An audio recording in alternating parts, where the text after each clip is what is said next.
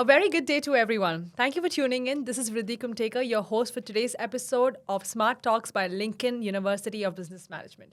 Today we'll be talking about one of a very intriguing topic that is called as finance in times of crisis. I'm very interested to know about this. I'm pretty sure the audience is also.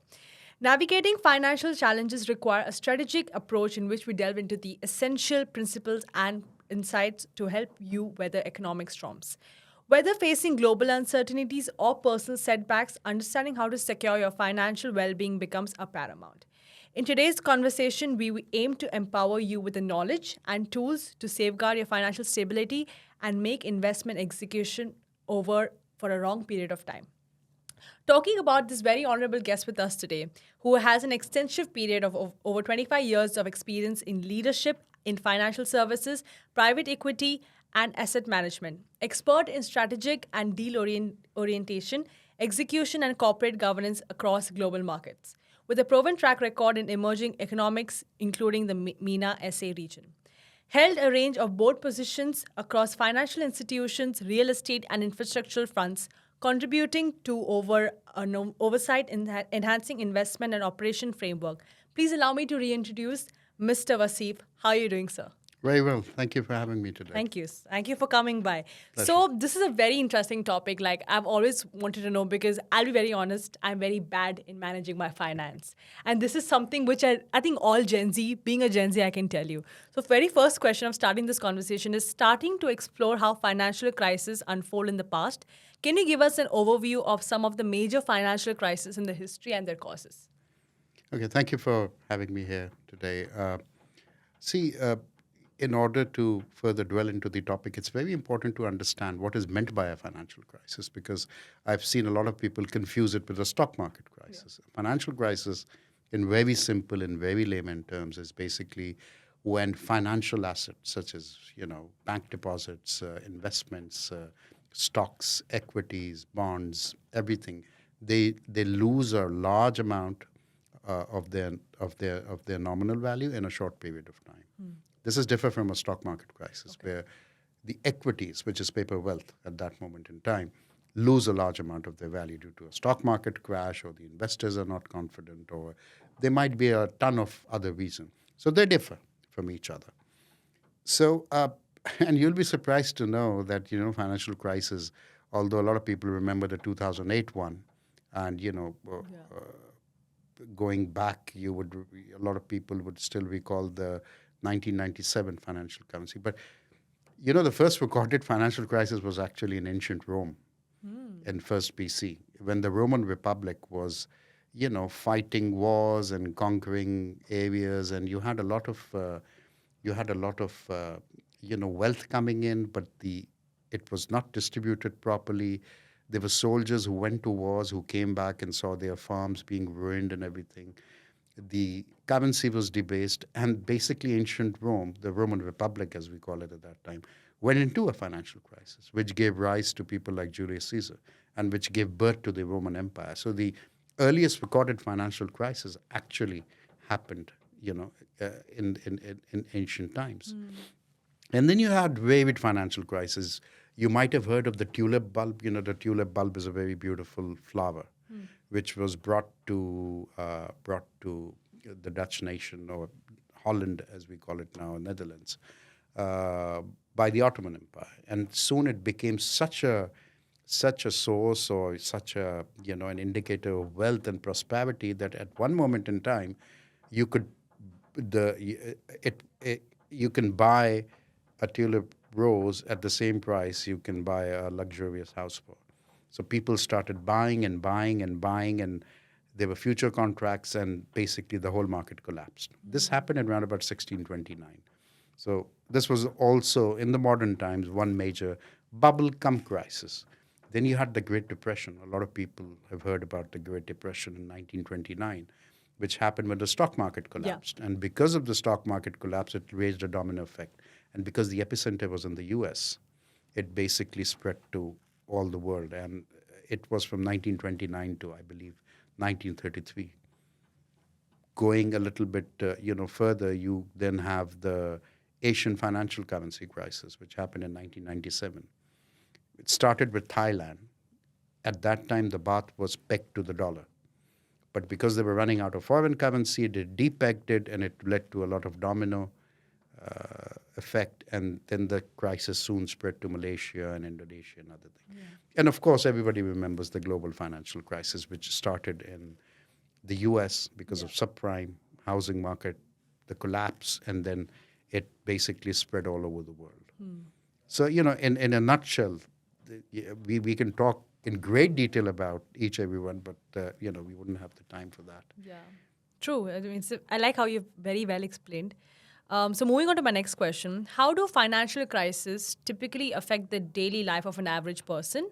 On the other hand, what are the common challenges that businesses face during financial crisis? Oh, they can be devastating. I mean, if you look, if you recall in the 2008 crisis, when an unemployment rate, reached up to a level of 10% in the U.S., and there were, a lot of people went out of jobs. A lot of people, could not hold on to their savings. If you remember, it was the same time where Lehman Brothers collapsed. Yeah. Right, and if you were a small investor who was holding shares of Lehman Brothers, suddenly, from an X point, it just became zero. Yeah. People's wealth got wiped off. So it has a terrible effect. It's not just the financial effect, it's the mental effect as well. Obviously, you're working, and then suddenly in 2 hours, you're no longer working, you don't know the future. And because it was a huge recession, and the unemployment rate was historically very high. It was 10%. If you look at it now, it's nowhere close to 10%. It had a devastating impact on individual. On the businesses, obviously, you had corporate bankruptcies. If you recall, Lehman went out of business. But if you remember GM, the company, the automaker, it filed for corporate bankruptcy. And then successfully came out of corporate bankruptcy. But at that moment in time, they were facing a huge challenge. This is around about 2008, 2009. And then if you look at the region outside of US, you would see a lot of businesses facing challenges like disruption of supply, loss of investors' confidence. Banks were not willing to lend because they feared that their money would not be paid back. So even bank lending was at a standstill. So if I as a bank don't lend to you and you as a bank don't lend to me, then how can we basically lend to the consumer? Exactly. Yeah. So, it has both an effect, a very devastating effect, both on the individuals and on the businesses. Yeah, very well said. Moving on to my next question. When discussing global interconnectedness, a crisis in one part of the world can affect the global financial system. Can you explain how a financial crisis in one country affects the global economy? Yes, I'll give you an analogy, and it's a morbid analogy, so as to speak. We had a devastating tsunami in 2005, the Asian tsunami, right? There was an epicenter for that tsunami, correct, which was off Thailand. Yeah. But it spread all over the world, to Sri Lanka, to India, to a lot of places. So there's always an epicenter of the financial crisis, right? And because the global markets are so connected, if you see the biggest crisis of the past century, the Great Depression, and the global financial, both originated from the U.S. Because U.S. is the major suppliers of goods and services to the world, the dollar is the strongest of currencies in the world. True. So, if it starts, and since the global markets are interconnected, it has a domino effect. For example, during the subprime crisis, you had the CDOs and the mortgage-based securities collapse. But it was not just the U.S. banks who had invested into them. It was banks in the region. It was banks outside of the region. There were banks in Asia who had invested in it. Then, there was a huge credit squeeze. Like I said, banks were not willing to lend. If you were a U.S. bank, suddenly you cut down on all your exposure. When Lehman collapsed, it had exposure to various assets outside of U.S. And suddenly the value was, maybe 10 cents to a dollar. So because, financial markets are interconnected now, it is very difficult that if one country, let's say the U.S., which is the strongest powerhouse in the world in terms of, the financial industry as such, consider that as the brain. So if the brain fails or the heart fails, the whole body will collapse. So at that moment in time, but luckily, after the crisis, we have learned a lot after 2008. And it's no longer the situation, and hopefully we will be ring-fenced as in a way that you have, global powerhouses such as India, such as China, such as apart from the US, who are coming up and who are ring-fencing as well to safeguard, their financial system. Wow, very well explained. And there are so many insights and takeaways that you can learn from this. Moving to my next question, can you discuss the role of international cooperation in managing financial crisis? Oh, absolutely essential. Absolutely essential. Without that, eventually, if in the aftermath of the financial crisis will be so bad that you will never be able to recover from that. I'll give you an example. In 2008, when the recent big financial crisis happened, the G20 or the G7, they basically came together. Yeah, true. Right? And they came together and they said, guys, let's sit down and let's try to solve this issue, and let's try to have a framework going forward, and let's try to save, the global financial system. Right? So, international cooperation is absolutely essential. And then you have the role of, the big international financial institutions such as the IMF, such as the World Bank.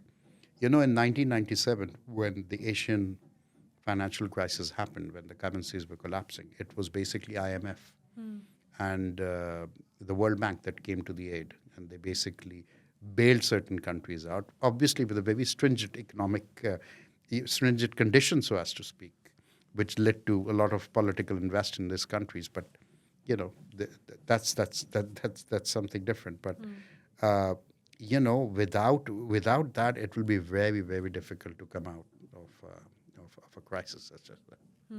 What are your thoughts about the UAE finance market? I think it's very strong. Okay. I think it's In extremely what ways resilient. do you think so?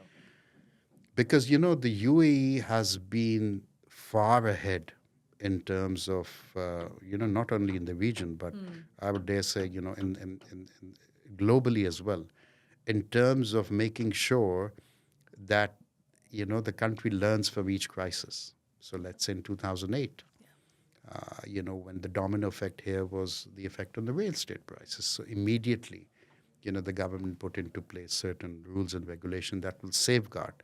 Because the biggest achievement, or you can say the biggest advantage that UAE has, that it's forward looking, and it thinks, and the leadership always thinks like far ahead into the future. Yeah. So there's never a knee jerk reaction. They already know What's going that to if this happen? happens, so that's going to happen. And because the UAE is extremely efficient, the UAE is extremely forward looking in terms of the financial structure. And, if you look at, even if you look at the policies of the central bank here, you look at the lending policies of the banks here, they're extremely watertight and they're extremely transparent.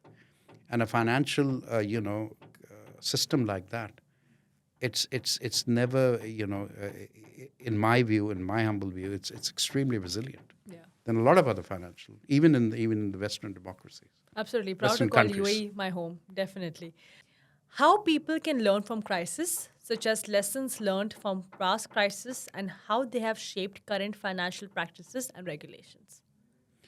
Well, see, it is ultimately, and I'll take a contrarian view, it is the job of the governments. It's the job of the regulatory bodies. It's the job of any political system in any country to make sure that the after effects of a financial crisis are lessened on the common man. Because, see, for a common man, a financial crisis always means hardship, right? So unfortunately, and like 9 out of 10 times, the financial crisis is not because of the common man.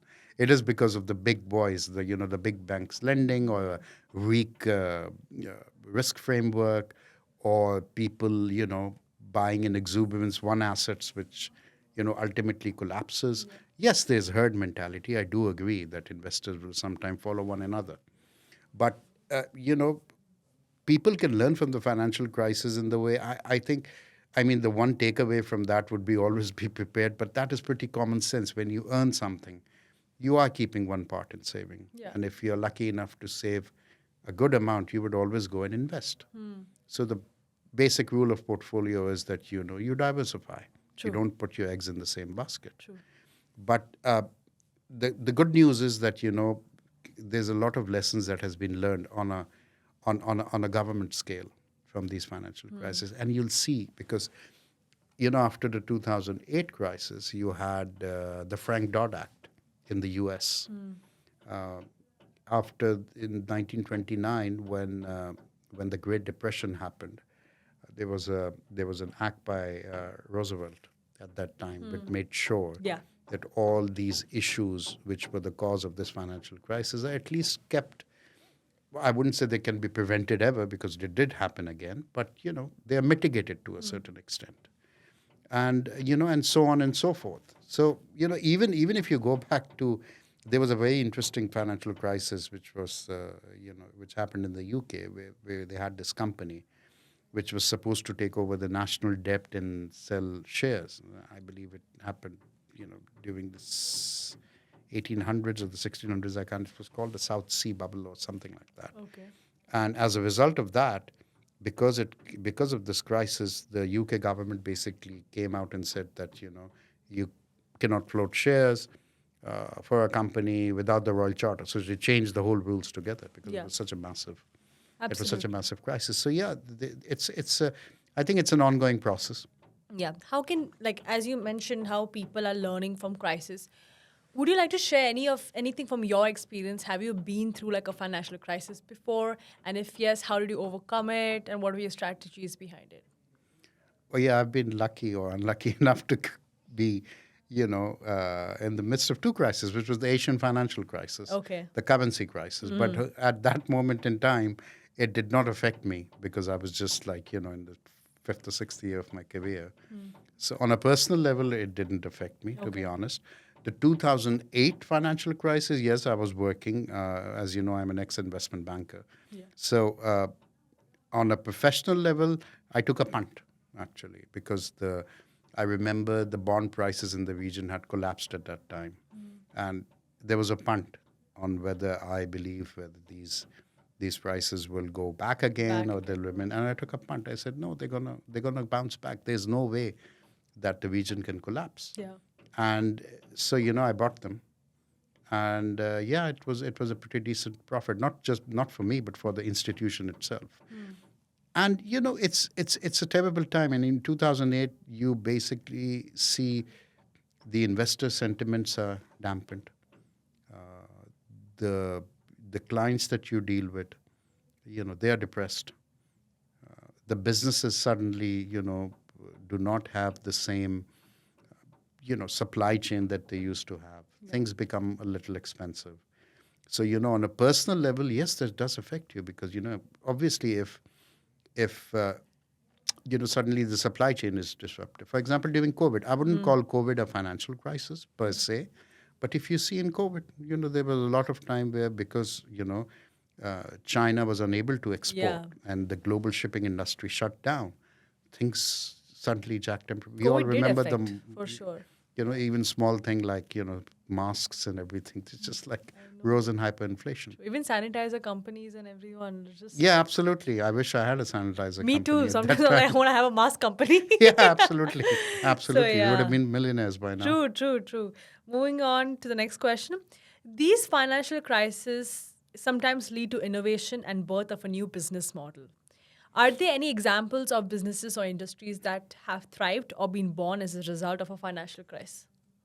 Yeah, I mean, I always say that, there's always an opportunity in adversity, to be honest. I mean, and if you recall, there was an internet buying frenzy, the dot-com bubble in 1999, where the internet companies were hugely overvalued, and then everything came down. So it happened in 1999, and, as it's widely known as the dot-com bubble, it burst. But when it burst, the good thing that came out of it is people moved more towards, online companies. Like you would see a lot of, you would see a lot of ideas, business ideas, now focusing pure on companies that provide some substantial value to the consumer, which was not the case. Yeah. If you pick up the companies during the .com, some of them were absolutely ridiculous. They had absolutely no value. They were not providing any value to the consumer, and yet they were valued at like maybe 100 times their earnings. So it gave birth to a more rational model of e-commerce. And if you see, Amazon capitalized on that. Yeah. Amazon was born around that time. It was there a little before, but after that, Amazon started picking up speed. Yeah. And, they were providing a value to the consumers. And then if you look at the financial crisis in 2008, absolutely, I believe Airbnb was formed in 2009. Uber was formed in 2008, 11, because there was such a tremendous job loss Yeah. that people were focusing on the gig economy. That gave birth to Airbnb, where you could rent your house and get money, and you don't have to go to a 9-to-5 job and everything, which gave rise to Uber, the cab. Then you had Stripe, for example, because the financial sector was unable to lend and there was a credit squeeze. So most entrepreneurs saw this as an opportunity. They jumped in, and you had payment systems like Stripe, which came in. You had companies like Robinhood that came in, right? And, so on and so forth. And even as recent as COVID, you would see online like Zoom. Zoom. You couldn't have survived without Zoom. Exactly. COVID It was time there. all there. It was there, but they added more value. Yeah, true. So I remember like when I was a batch of 2020, when I finished my high school and I had to go to university. I had plans to go abroad and everything, but everything shut down because COVID was there, and my parents were like, no, stay with us, you're not risking your life. And our classes were held either in Microsoft Teams. They were very much there, but we got to know more about Zoom and Microsoft Teams during the pandemic time. Absolutely. And every day morning, 8 a.m., oh my God, you have to put on your camera, video on, be ready, be ready. And like it was, I liked how Zoom and Microsoft Teams were a part of our life every day. Absolutely. Even for now, like sometimes I just don't like do any other video call. I mean, Zoom is easy because you've been used to the technology and you know how to use it because it's very user friendly. Yeah, and my son, who was in grade 8 at that time, he did the whole 1 year online. Yeah, me too. And as it well. was lovely for him because he could stay in his bed Yeah. and basically, just comb his hair, be in front of the camera, and you don't know if he's wearing a pajama or I not. know it was me as well. So there was a lot of innovation that happened, and we knew about Zoom at that time. Very frankly speaking, Yeah. I knew that a thing called Zoom exists, Yeah. but during COVID, it's just surged. phenomenal. Yeah, I know. Even Microsoft Teams. Yeah. So yes, it's always people who see opportunities who jump onto it, and then you capitalize on it. Really, very well explained. Moving to my next question. Ultimately, people and businesses should always have a forward-looking view, such as what are the indicators and financial crisis may be looming, and how can we better prepare for the future financial crisis? There are some telltale signs, some obvious signs of a financial crisis happening. One is when there's an asset overpricing. So there's a very famous saying that if when the guy that you meet in the elevator tells you what to buy, it's basically time to sell everything, because the information is no longer it's no longer in the hands of a few. It's like it's like public, and you don't make money on a news that's publicly known to everybody. Right. Coming back to that, sorry, I digressed, but asset prices are completely overvalued. I'll give you an example. Go back to the tulip crisis, right? When in modern day Netherlands this happened. Yeah. And like I said, because they were seen as a sign of wealth and a sign of prosperity, and at that time, Netherlands was prospering really well, so people had money, and they were buying these flowers in heaps. And at that moment in time, the forward contract was also introduced. And if you recall, I said that at one moment in time, some roses or some flowers were basically even more expensive than a luxurious house. And then eventually they couldn't find any more buyer, and the whole market collapsed and people lost money. Same thing in the subprime crisis. The housing market was overheating. Everybody could see that, right? But, nobody was willing to call out on that. And it reached a level which was just not rational. And then it collapsed. Yeah. So every time you see any particular asset, be it real estate, be it even gold, if it's too good to be true, it usually is, to be honest. Right. One is that. B is when there's excessive lending. If you see bank lending out like crazy, they will offer you a loan at a rate which you will find really it's that low, and because when there's easy credit, you would borrow. It's human nature. Yeah. If somebody comes up to me and say, "Hey, I'm going to give you $100,000 at such a low rate, you can pay it back to me in 10 years," I would say, "Why not? Yeah. I'll take the loan and I'll buy maybe stupid things that I don't need, to be honest." So there's easy credit in the market. And when there's easy credit in the market, you borrow more. And when you borrow more, eventually you'll have to pay back, right? Yeah. And when there are a lot of people with a lot of this easy money, right, eventually a time would come that, it would not be a sustainable situation, right? And of course, the third thing is a weak risk management. You can call it a weak risk management system. If you see, and it's unfortunate because a normal person cannot see from the outside. And we have seen that. You've seen big banks. I wouldn't like to take their names, but you have seen big, huge global banks, even collapsing as recently as this year and even last year. And, maybe 5 years back. Because, one guy came in and did completely irrational trading and lost billions of them, and the bank didn't know. Yeah. And then they woke up one morning and they were like, "Really, this happened? Like, where's our capital?" So it's unfortunate for the normal person outside who cannot see it, but within the banking sector, within the banking industry, or within any sector that has depositors' money, there has to be a very effective risk management network. And if you see the global financial crisis in 2008, the subprime mortgage and the CDS and the mortgage-backed securities, they were sold by the big banks to investors, and they kept on selling it and kept on selling it. And the rating agencies were basically like, "Yeah, this looks good. I mean, fine, you have 3 bad and 1 good.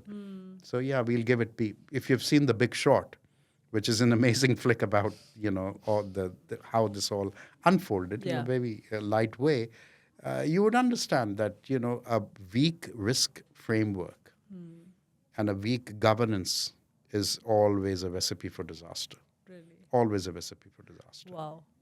So talking about financial crisis, right now, according to you, which country is the most stable, financially stable? In this day and age, where so many, where you have a lot of, I would say, things evolve much faster these days, and perhaps than used to do when I was growing up. There's a very famous saying, and I hope I can get it right, but it had something to do with, sometimes more things happen in a week than they happen in decades or centuries, right? So it's very difficult to say that, which country is, not risk prone or which country is the most strongest.